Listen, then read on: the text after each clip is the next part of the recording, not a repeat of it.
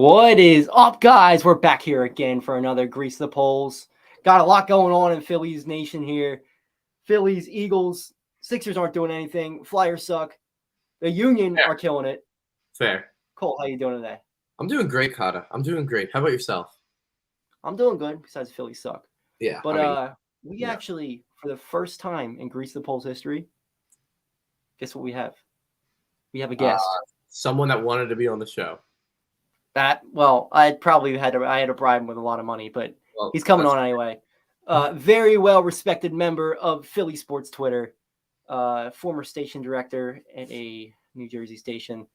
Welcome in, Mr. Ray Moffo. How's it going? Doing good, Cahtah. Glad to be on. So, Cole, nice first question for you. Nice seeing you. First question for you. Phillies, terrible game last night. Sliding a little bit over the last few games. Are they still a playoff team? Do you still believe? They're still in that playoff position. They're still that number 5 seed. Taking a look at San Diego and Milwaukee, can both of them overtake the Phillies? I'm not sure about that, but things aren't trending very well, I don't think, for the Phillies at this point, especially when you look at the pitching staff. You look at Ranger Suarez, it's 2 straight starts now. We can't find the strike zone. Zach Wheeler's on the shelf. We're getting toward the end, and it looks like some of these guys are limping to the finish line. You already have on the bullpen, you got Sir Anthony on the shelf. That looks like he's going to come back, and that's going to be critical. But right now, this pitching staff as a whole is leaking some serious oil. Very consistent for sure. Yeah. Cole, how are you feeling about the team right now? I know you're always different than us. I'm not quite too concerned yet. I would like to see how they play tonight, how they bounce back. I know it's been a rough last 2 games. You got shut out. You blew a 7-run lead, got no hit in the last 5 innings, gave up 13 runs in 5? I think it was like 5 or 6 innings. So I'm not too concerned yet. But if they struggle again tonight, then I'm going to start being a little concerned, because then that would be 3 straight games where you let a bad baseball team beat you in an embarrassing way. To be honest, too. They've been so good too. It just seems like every once in a while they just put up an absolute stinker, and they look like crap against honestly against crap teams. The Pirates and Diamondbacks suck. They should blow them out. I know you can't win every game, but I think a lot of the fear comes from what we've seen the last 2 years down the stretch, especially last year. And we saw the Phillies unwind last year started when they played the Diamondbacks. When they got swept in that series against the Diamondbacks in Arizona, when they were the worst team in baseball, and they got swept by them, that's where the unwind started. But I'm not ready to necessarily hit the panic button yet. I still have the lid on it, but I'm looking at it. I'm definitely looking at it. Oh, well, see, that's all we know. You and I, that's all we know is losing. Yeah. If you take a look, though, at what happened with the Phillies, I could almost excuse that Sunday night or Sunday afternoon performance against Pittsburgh. You're going to lay a clunker. It's a getaway day. You're already looking at, we've already beaten Pittsburgh every game we've played them so far. That I can excuse. It happens. Look, the Yankees lost 2 in a row in Oakland in front of a small gathering. I think, what was their attendance? 14. So things like that happened. Last night was unexcusable. I'm not going to say it's worse than when they blew that 9th inning lead against the Mets, but it's right under that. Yeah, when you have a 7-0 lead, you need to hold on to that. And the fact they didn't just blow it, they lost by 6 runs. That's embarrassing. And Ranger Suarez is supposed to win your better pitchers, and that's been part of the problem for the Phillies. Is not only the first 2 guys, Nolan and Wheeler, have been pretty good. It's those last 3. Suarez has been all right most of the year, but Gibson and they just lay too many clunkers here and there. They need to be more consistent, even if they only give up, even if it's 4 runs. I'd rather them give up 4 runs in 5 or 6 innings than doing what they did last night and completely screwing over the bullpen for the rest of the series as well. Yeah, the pitching inconsistency is something I've been concerned about. I mean, I always have said that the Phillies have 2.5 solid pitchers, because you get 1 solid start out of Suarez, Syndergaard, and Gibson per rotation. One of them is going to give you a solid start, and then the other 2 are going to lay an egg. Last night we saw Suarez lay an egg. Yeah, and Syndergaard, we don't know what he is yet. I mean, it seems like he's still learning how to pitch. One game he pitches really well, the next game he gives up a ton of hits. So I think he needs to still learn how to pitch after blowing out his arm, but we'll see how that happens. So are you guys concerned at all with Castellanos and the turf toe? He's out of the lineup again tonight. He was out last night. This is something we got to watch out for a while. I think it's definitely something you have to watch out for. I mean, fortunately, you have Bryce Harper back, so you're not down those two middle-of-the-order bats. But you weren't getting that much from Castellanos to begin with, and now you're going to have to go back to throwing Matt Vierling out there on an everyday basis until he's healthy. And Matt Vierling is not an everyday player. We've seen him be exposed. Not yet. He is a decent bench outfielder. If you play him for long stretches, you're not going to be very happy with the results. Castellanos hasn't been what's been advertised when they signed him, but they still are going to miss that right-handed presence in the order. Yeah, I agree. I agree. I think the timing's worse than anything because the guy just started to get his groove. He started to get hot. He was having a solid hit streak, and then he gets turf toe. But once again, I mean, it's another one of those things. I gotta give it time. Give him a week or a week. See what's going on. If he's we're getting into 2-3 weeks, then I'm gonna start to get concerned. Yeah. Are you guys starting to question Rob Thompson a little bit? I mean, the last couple of nights hasn't been the best. I don't know. It's looking a little Girardi-esque again, but maybe that's because the bullpen's so depleted.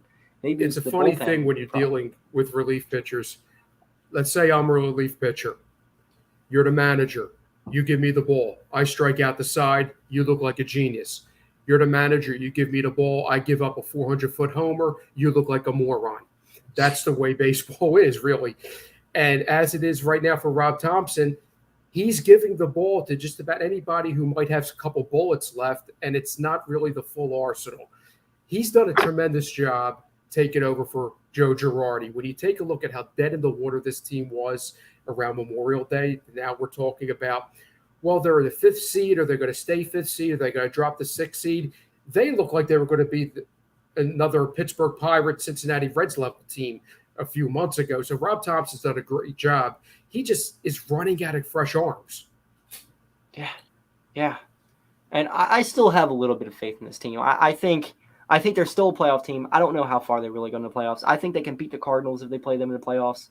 I think maybe they can beat the Padres, but the other two teams, the Mets, Braves, and Dodgers, I don't think they have a shot at anything yet. But I agree. I think I'm not concerned about Rob Thompson because what he's done, like Ray said, what he's done with this team is just he literally completely flipped this season around on the head. This team was they were 20, they were 30-21, 29-21, something like that. And now they are in the playoffs as of now. That's the 5th seed at that. And have a very good shot at making the postseason, which at the end of the day, that's what we all wanted this year. I mean, yeah, we all would love for the Phillies to go on a deep playoff run and get to the World Series. But in reality, with realistic expectations, we just wanted to see Phillies playoff baseball. And yeah, I was 11 the last time the Phillies made the playoffs, and what, you were 9? Yeah, I was 8 or 9. I was a little older than that, but So yeah, we haven't really seen much of a red October, and I'm hoping that we see one. I generally do think we will see one. I think Rob Thompson's still going through growing pains. I mean, he's still learning how to be a manager at times. So, funny thing about 2011, that's when I was in radio in 2011. I was in the Phillies locker room the night that they won the division. I remember packing up the poncho that I had to bring just so I wouldn't get champagne all over myself. And I'm packing it up in my equipment bag thinking, I got to keep this good because I'm going to need it again. Yeah, I was wrong. I never needed that poncho again. Next time, throw it out. You can always buy a new one. I think the poncho is disintegrated since 2011. All right, moving on from the Phillies. We'll go to a team that can actually make the playoffs here. Eagles. Whoa. Surprised me a lot today. I thought they were going to make a trade. I thought it was going to be a minor trade for some sub-tier safety who really wasn't going to be anything. But no, they surprised me. They went out and traded for a young safety, Chauncey Gardner-Johnson, who's a real fierce competitor too. If you've ever seen this guy play, he's all over the field. And he likes to start shit too, which we like that in Philadelphia, especially me and Cole. So what do you think about this trade? The flags come out. Yeah. I mean, ask Derek Barnett how the fans like it when you start getting the referee reaching in his pocket. Yeah, that is very true. So yeah, a 5th and a 6th for Gardner in the 7th seems like a really good move. Low risk. I mean, they still may have to give him a contract if he plays well this year, but pretty low risk for a guy who's a starter in the league, and that's like one of the only holes they had. So I'll take that for sure.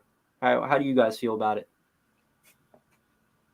Well, Cole, it's your show. I'll let you go first. All right. No, I absolutely love the move. I love the move. I mean, I've been talking about them upgrading at safety all summer. I wanted Jesse Bates, obviously. I mean, he's a top 5 safety in the league. But Gardner Johnson is no scrub. The guy can play. He's very solid. He's much better than what we had. He's younger than what we had, and it puts his team – they're better today than they were when I woke up. That's how I always look at it when the Eagles or any other of my favorite teams make moves is, are we better today than at the start? And I think the Eagles are not only in a better spot going forward than they were when I woke up, but they're also better now. I think one of the best things about this trade is if you go on Twitter and you take a look at the reaction of some of the Dallas fan accounts and watching the meltdown that they're having in Dallas. There's one of the biggest Twitter accounts down there. It's called Blogging the Boys. Yeah, real original for those people down there. But they were pretty much just complaining, saying, you know, we hate the Eagles, but we have to respect Howie Roseman. He's always going out there and making the moves. And it doesn't look like he really gave up that much. He gave up a 5th and a 6th.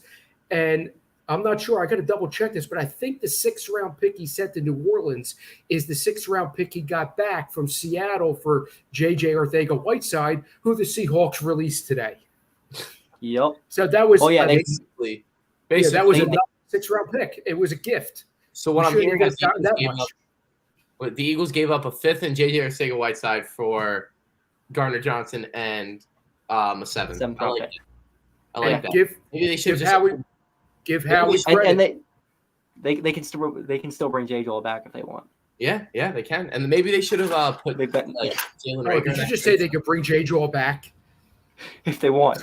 I don't know. They brought back Jalen Reagor again, so I don't know what they're doing there. Unless you're looking at somebody to sell peanuts or collect parking money at the Link parking lot, I don't see any use for J.J. Arcega-Whiteside in Philadelphia ever might drop again. the money there too.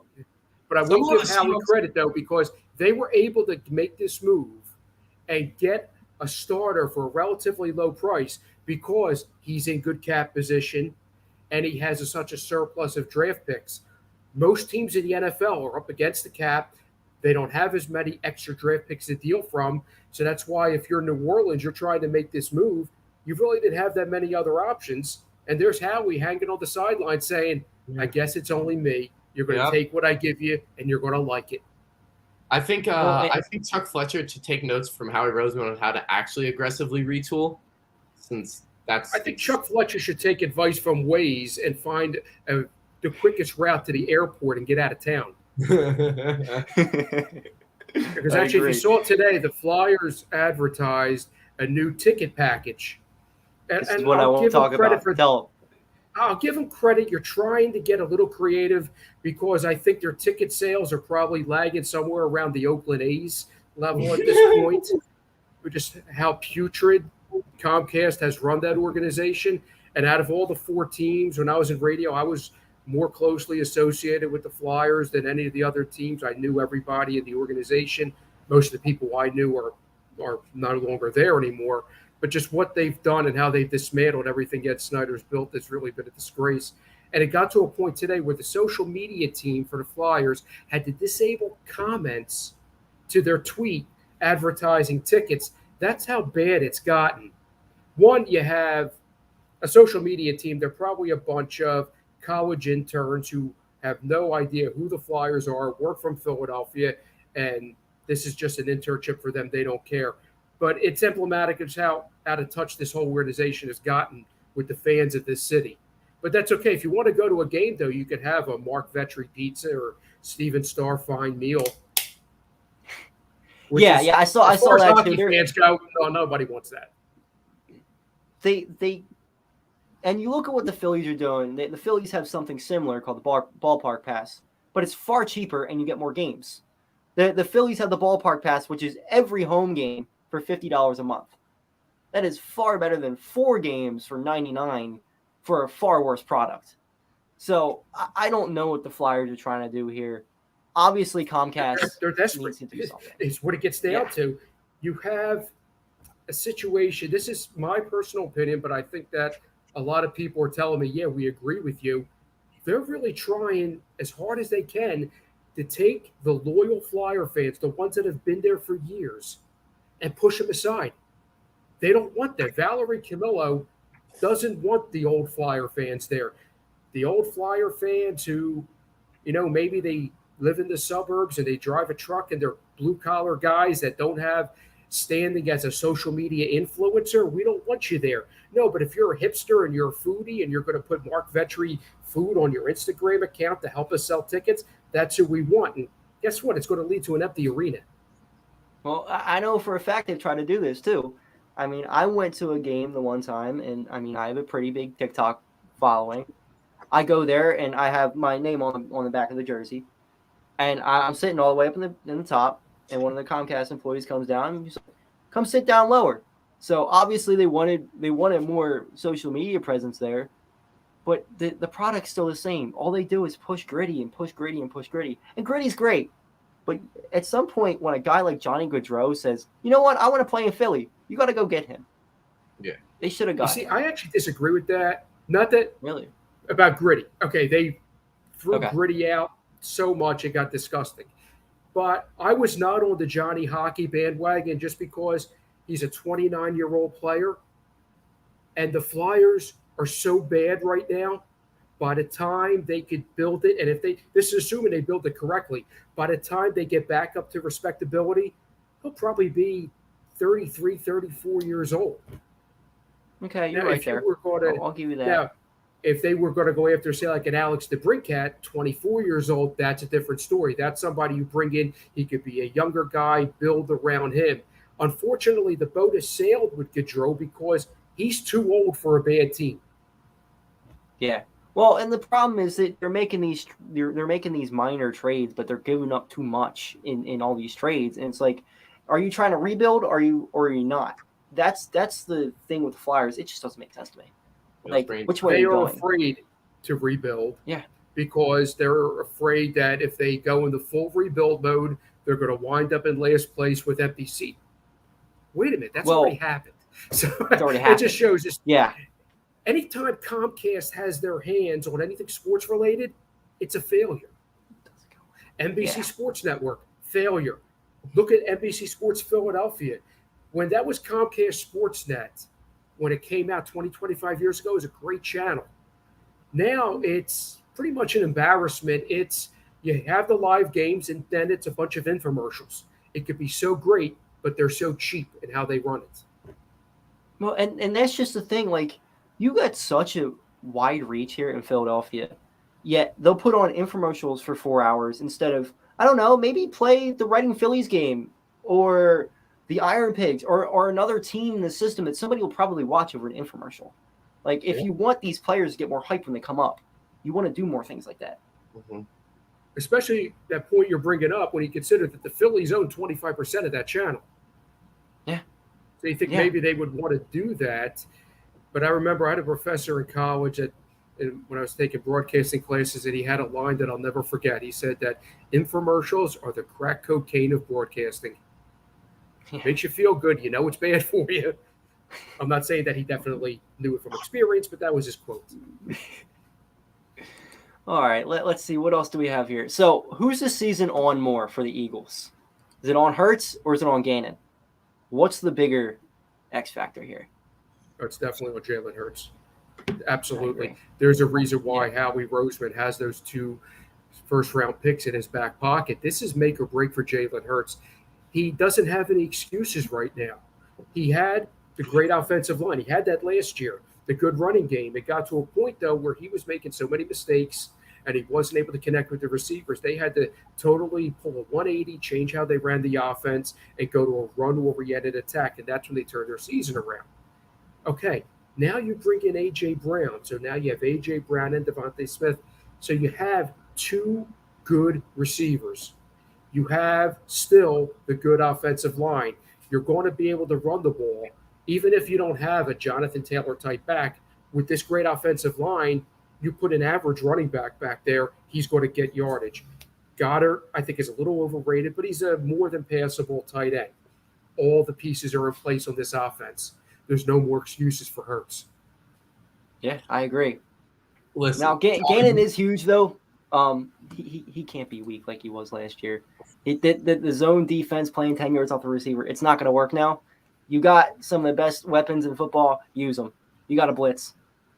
Listen, Cahtah, you know how I feel about Jalen Hurts. You know that's my guy. Yeah. And you know Jalen Hurts. I'm a Jalen Hurts fan.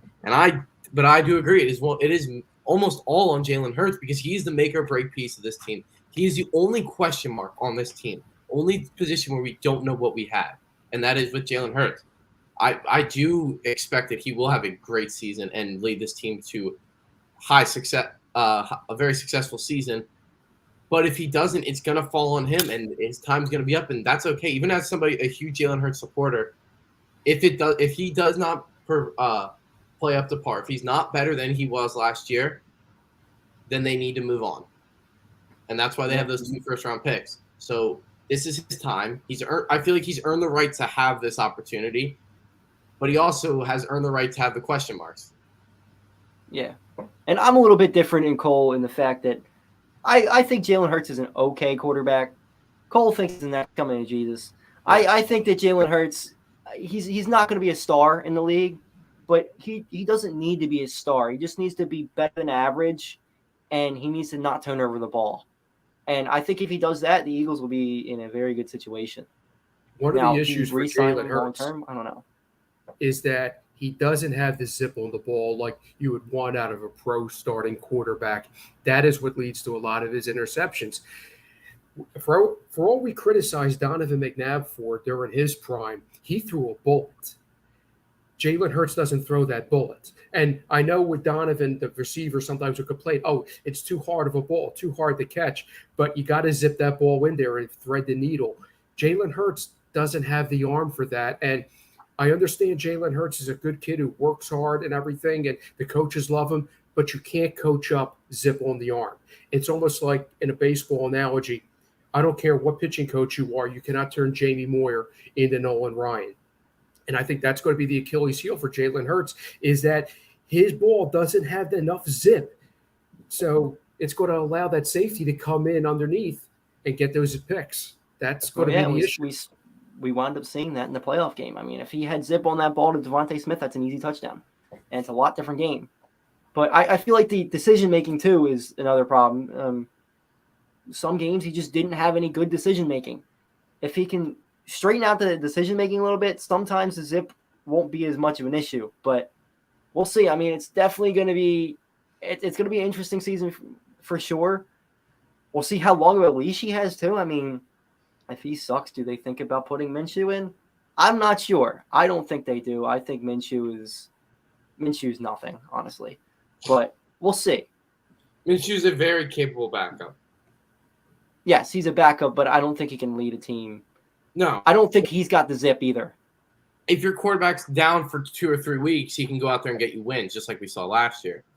Yeah. Like if your guy's down for tweaks his ankle and is out for 2 weeks, Gardner Minshew is more than capable of winning games. It's just I don't think he can win a full season. I don't think he can string a full season together. No, probably not. If you want Gardner Minshew to succeed over a full season, you better build a defense like the Baltimore Ravens 20 years ago. That's the only way it'll work. That's where we're trending right now. Yeah. If Dean develops a little bit, we might be there. We'll see. So what are your record predictions for this year? We haven't done this in a while. Cole, you go first. I'm going to say I did it the other day, and I had the Eagles going 13-4 and winning the division.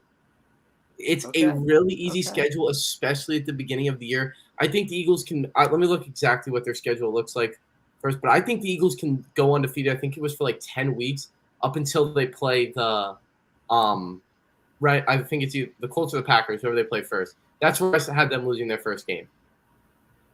This team I think has a lot going for them, and I think they're going to beat up on a lot of bad teams, and I think 13-4 is.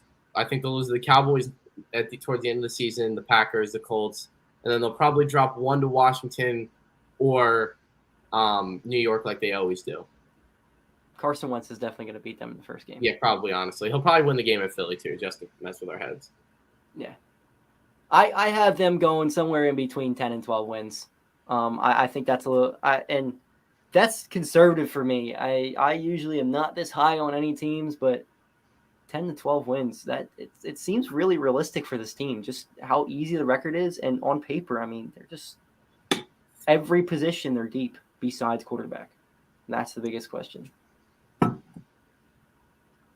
I'm looking at somewhere around where you were talking. I was going to say 11 wins for this team. It's tough to really go through a schedule because you don't know who's going to be up, who's going to be down.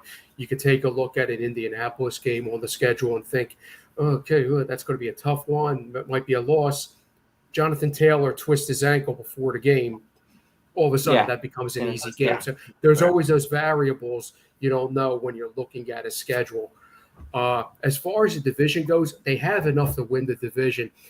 Dallas is probably the next best team by default just because the other two teams stink. But even with Dallas, they just lost a huge piece of their offensive line, and that's going to impact a lot of what they do on offense. How much more gas does Zeke have left in the tank? Now, they do have a decent defense. Micah Parsons is an absolute beast. He's somebody that we have to account for the instead next. of Devontae Smith. Calm down. I was on the Micah die Parsons bandwagon too. So I know exactly what you're talking about with that. But I think their defense is getting hyped up a little bit more. People will talk about Trayvon Diggs just because he gets those interceptions. He'll get beat 5 times more than he'll get an interception. So I'm not worried. People are going to either stop throwing his way or he's just going to keep getting beat. There's Trayvon Diggs doesn't worry me too much, especially with how deep our receivers are. You take He's out the football version of Kyle Schwarber. Yeah. Home run or strikeout. Yeah. That's a very good comparison. Except when Kyle Schwarber strikes out, he doesn't allow the other team put up points. He's not giving. Well, yeah, he does because he sucks in right field or he sucks in left field. Well, no, we're talking about the plate. We're talking about the plate. Well, you gotta take the whole player as a whole. He can't play left field. He's slow. He should be. If it wasn't for the elbow injury, he'd be the DH. That's what they brought him in here for. Then again, would they be better off putting Schwarber at first and putting Hoskins at DH? Because Hoskins might be the worst first baseman I've ever seen. Some of those errors on Bohm this year are on Hoskins, not on Bohm. But nobody wants to talk about that. Well, Hoskins has never learned that your primary objective when the ball's coming to you is make sure the ball doesn't get away. If that means stepping off the bag and allowing the runner to be safe at first, you step off the bag and you catch the ball. Instead, he wants to keep his foot glued to the bag, and what happens? The ball gets by him and the runner winds up at second. Yeah. You are right on that. But, Keith Hernandez is a bad guy for pointing that stuff out. So were there any surprise cuts for you for the Eagles? I think them cutting both Tart and Harris kind of surprised me. I thought they would have kept one, but yeah, that would be about it. Yeah. I mean, everyone else. I mean, maybe Devin Allen, but I think he's gonna end up being on the practice squad anyway. So Devin Allen's nothing. He's a 27-year-old speed guy who will deteriorate really fast if he actually plays. He's maybe a special teamer. You don't. Yeah. But Jalen Reagor sucks too. So they really didn't have any options. Yeah, I don't know. I don't know how you. I think he's better than Jalen Reagor. No, my dead dog's better than Jalen Reagor. You didn't know, Cahtah's a huge Jalen Reagor fan. Yo, don't you have to buy a Jalen Reagor jersey? What? I thought you were supposed to buy it. I'm not buying it. I don't care. I don't care what I said. I'm not buying a Jalen Reagor jersey. I showed Jordan my Lotta. So I went to the Eagles Giants in MetLife last year where he dropped the 2 passes. And I was on the sideline right where he dropped them both. So I have a video of me freaking out and it got like 1.3 million views or something crazy like that. And then I went to another charity event where Jordan Mailata was at, and I showed it to him, and he was cracking up, laughing at me just flaming Jalen Reagor. So that's what surprised me that Jalen Reagor's still on the team because it seemed like a lot of the guys don't like him. So I wouldn't. or he gets the first-round pick money. He really hasn't produced, and you never know. Did he come in as a first-round pick and act like a diva? It wouldn't be the first. No. Well, and the thing is, it's not like the Eagles are the only ones who would be cutting a first-round pick. I mean, look at the Raiders. They just cut their first-round pick from last year. They gave up on him already. Like, that's... Well, the Raiders cutting a first-round pick, it's a tradition unlike any other. Or is there any worse team at drafting than the Raiders? I swear the Raiders never draft well. They draft Derek Carr. Yeah, that's it. They've had we haven't had a stellar record over here, so yeah, that's true. Last couple of years, I hope we're going back to Jalen Reagor. Yeah, I think Jalen Reagor, that was the biggest miss. That was just such a horrible pick. We probably would have. They drafted Jalen Reagor, then they drafted Quez Watkins, who, in my opinion, is what Reagor was supposed to be. Yeah. Well, also they would have Justin Jefferson and Micah Parsons on this team. Yeah, if they listen to me drafting, we'd be the best team in football. I'll be the first to admit, I know a lot of people were on the Justin Jefferson bandwagon. The Eagles had a lot of questions about could he make the change from being a slot receiver to go on the outside. And I had some questions too. I'll admit that looking back, the guy I was really after was T. Higgins. I thought that I liked Higgins a lot. I was all in on Cincinnati, Jefferson, but yeah, and he's the number 2 guy there just because you got Jamar Chase. But you put T. Higgins on, I'd say, 26, 27 other teams, he's a number 1 receiver. Yeah. There's a lot of really good receivers in that draft. Besides Ayuk was in that draft, I believe. There's a lot of decent receivers in that draft. CeeDee Lamb, the worst out of all of them. Or CeeDee Lamb went before. He went before. That's right. I think he went 18. But yeah, it was the Eagles and the Raiders were the ones who struck out. Yeah. Yep. Well, got anything else, Cole? Oh, that's it. Go Birds. Thank you so much for coming on, Ray. Thank you, everybody who tuned in today. Had a great show. We'll see you guys next time. Cahtah hot. Peace out.